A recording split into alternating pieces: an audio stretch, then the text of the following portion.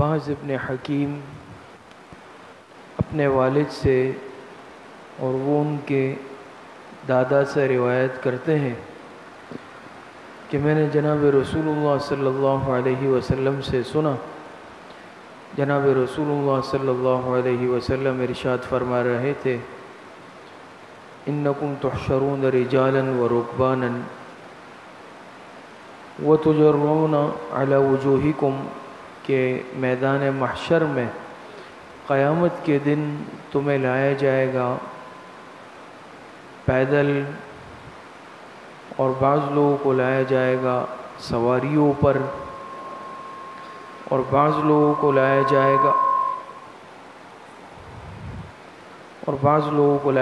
گا منہ کے بل گھسیٹ کر، چہروں کے بل گھسیٹ کر۔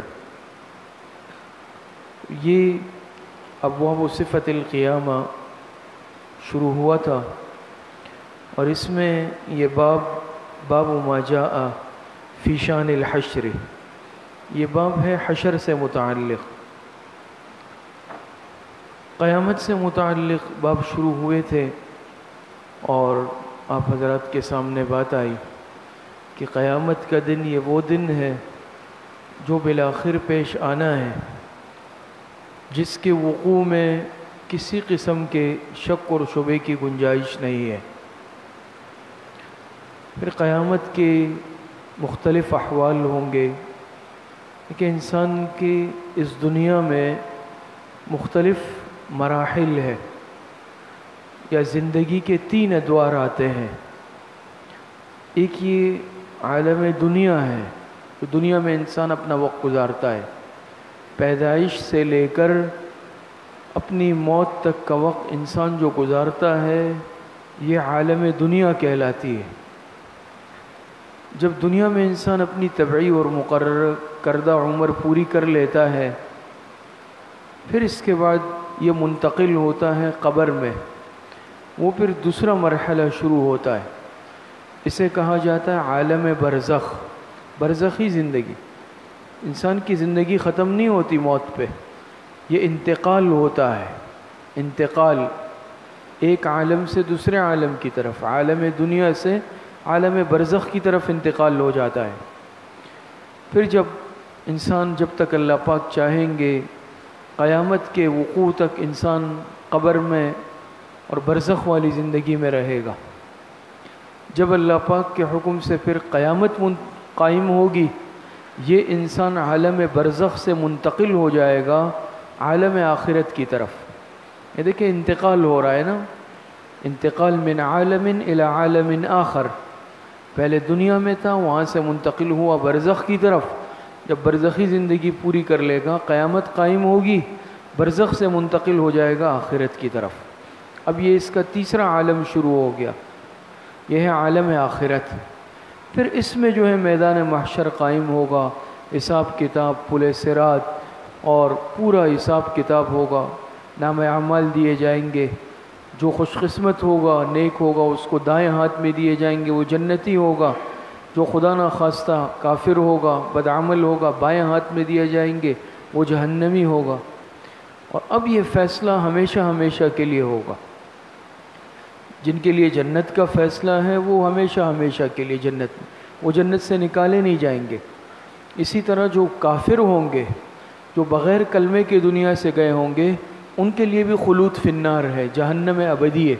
ہاں البتہ جو کمزور ایمان والے ہیں، ضعیف ایمان والے یا گناہ گار ہیں، جب تک اللہ پاک چاہے جہنم میں رہیں گے، پھر بالآخر اللہ پاک ان کو بھی جنت میں بھیج دیں گے، یا اللہ پاک چاہے مہربانی اور فضل فرما کر جنت کا فیصلہ ہی فرما دے ان کے لیے۔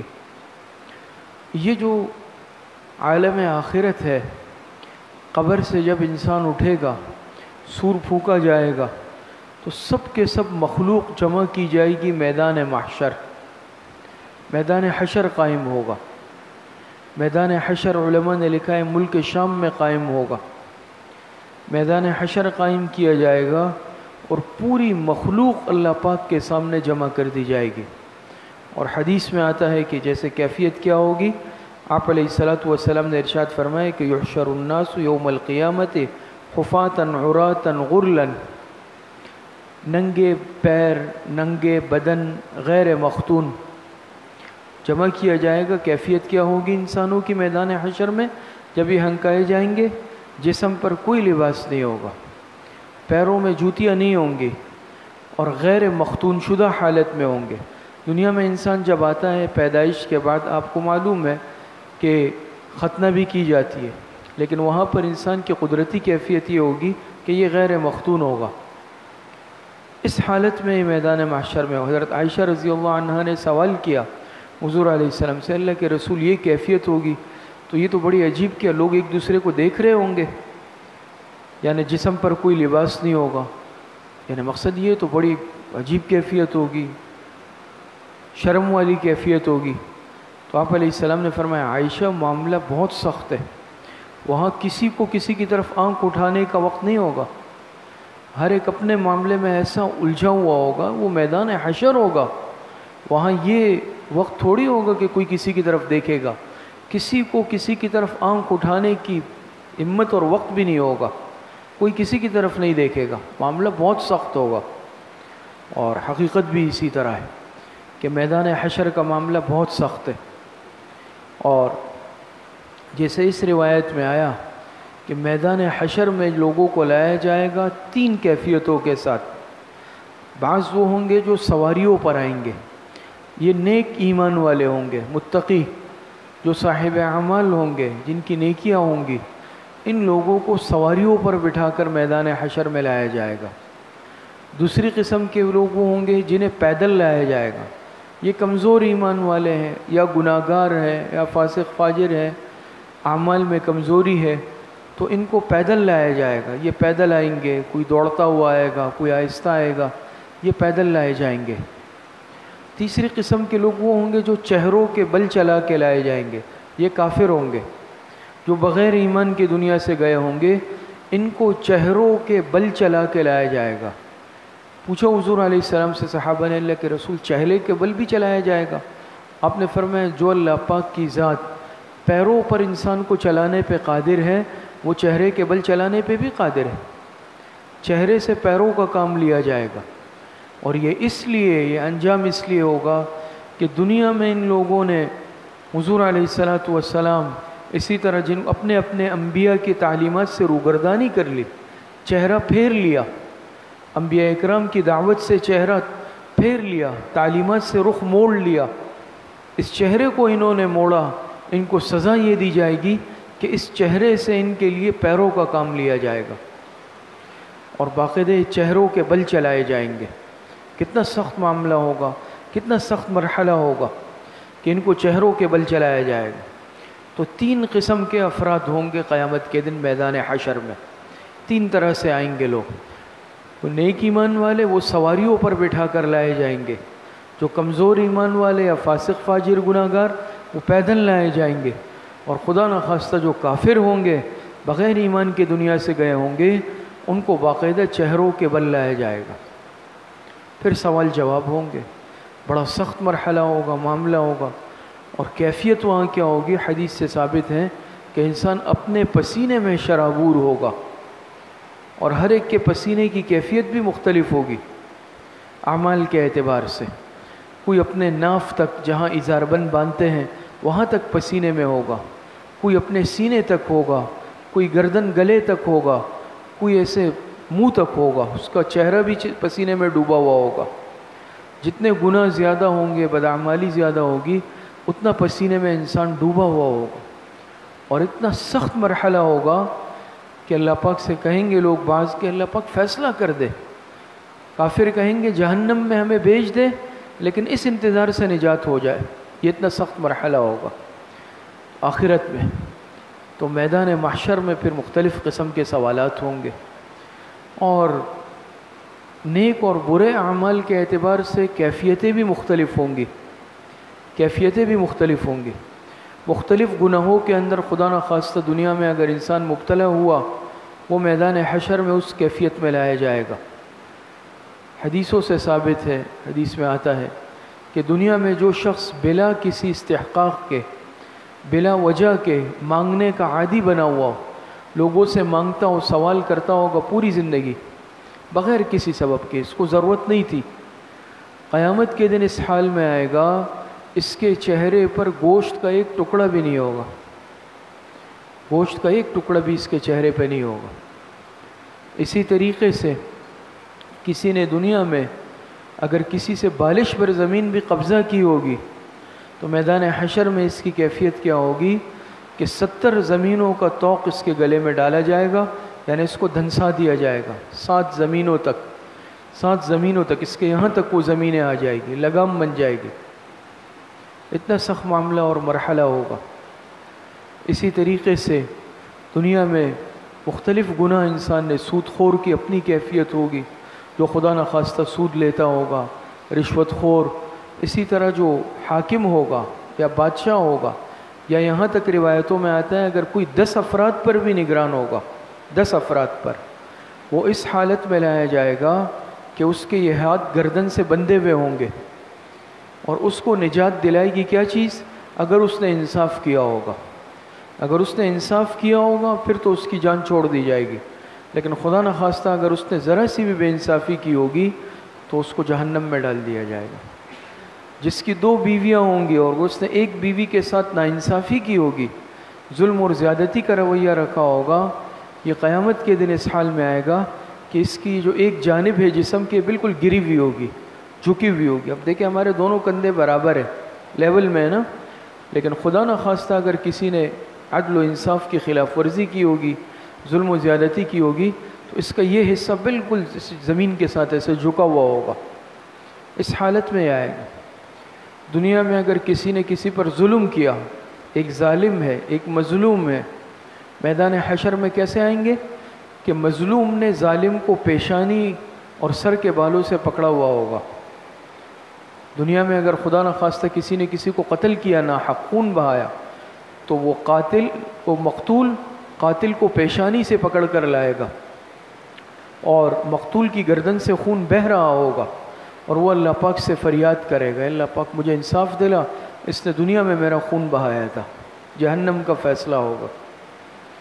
بڑے سخت معاملات ہیں۔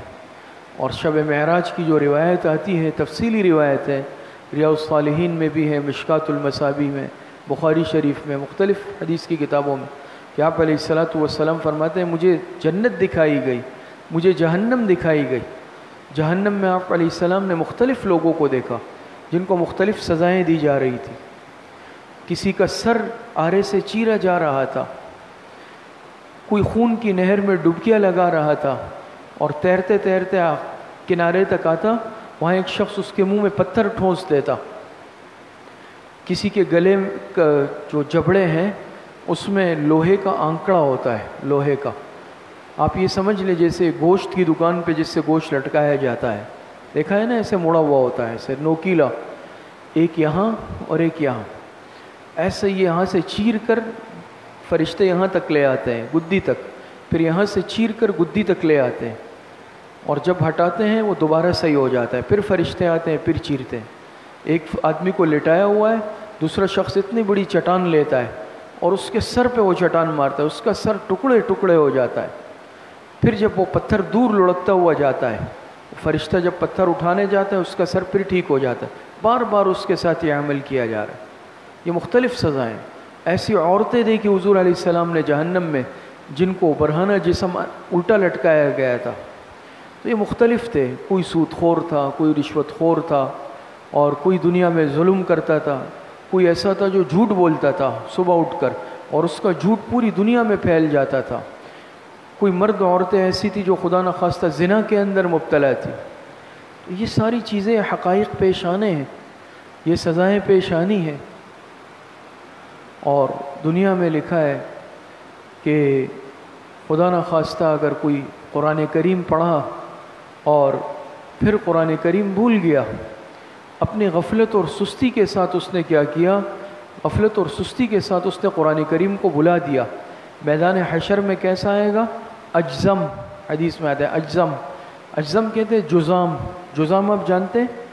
جزام ایک مرض ہے، اللہ پاک سب کی حفاظت فرمائے، جسم کا یہ گوشت گر جاتا ہے، اور بعض علماء نے لکھا ہے اجزم سے مراد یہ ہے کہ اس کے دانت گرے ہوئے ہوں گے، دانت گر جائیں گے، اور علماء نے لکھا ہے کہ یہ زیادہ مطابقت رکھتی ہے سزا، کہ قرآن کریم جو یاد کرنا، تلاوت کرنا، اس کا تعلق دانتوں سے ہے، لیکن اس نے اپنے اس منہ کو، دانتوں کو قرآن کی تلاوت میں استعمال نہیں کیا، تو سزا کیا ہوگی کہ اس کے دانت گرے ہوئے ہوں گے یہ اللہ پاک کے سامنے جب آئے گا۔ تو یہ مختلف قسم کی سزائیں میدان حشر میں انسان، اور کافروں کی کیا حالت ہوگی کہ کافر میدان حشر میں لائے جائیں گے، قبروں سے اٹھائے جائیں گے، اندھا، بہرا اور گونگا ہونے کی حالت میں کہیں گے نا، قال رب لم حشرتنی اعمی وقد كنت بصیرا قال كذلك اتتك آیاتنا فنسیتها وكذلك اليوم تنسى۔ کہیں گے اللہ ہمیں کیوں اندھا بہرا اٹھایا، ہم تو ٹھیک تھے دنیا میں۔ اللہ پاک فرمائیں گے تم نے قرآن کریم کو پس پش ڈال دیا، میری نصیحت کو بھلا دیا، آج تم اندھے بہرے اٹھو گے۔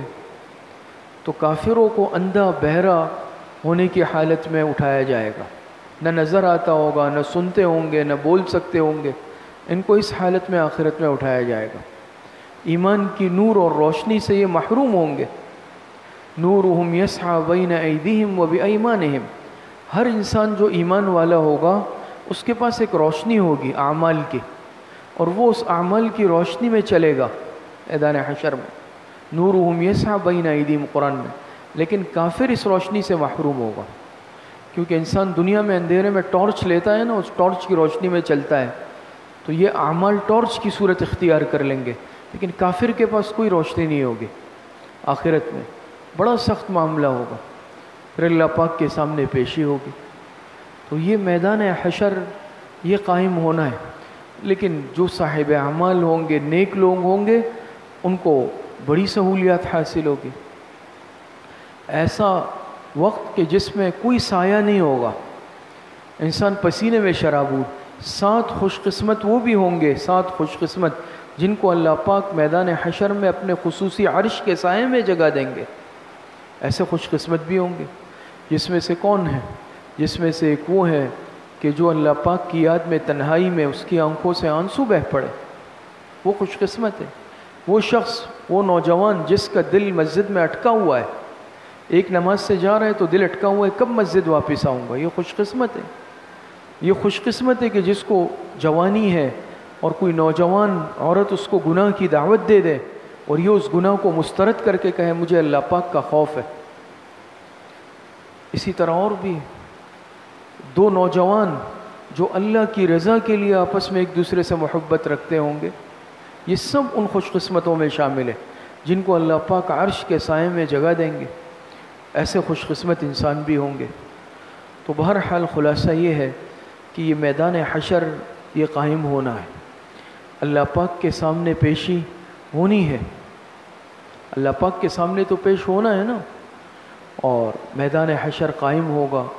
سوال جواب جیسے گزشتہ درس میں آپ حضرات کے سامنے بات آئی، 5 سوالات ہوں گے اور قدم جگہ سے ہل نہیں سکیں گے جب تک کہ ان 5 سوالات کا جواب نہ دے دیا جائے۔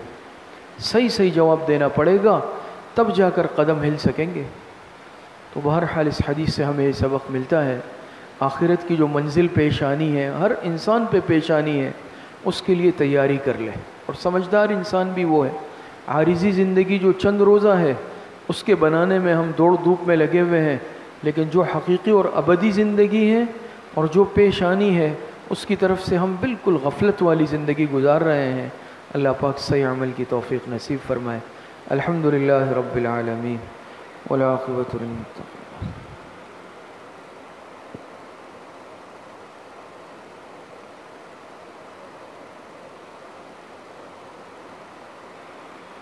وصلی اللہ وسلم علی نبینا محمد وآلہ واصحابہ اجمعین برحمتہ۔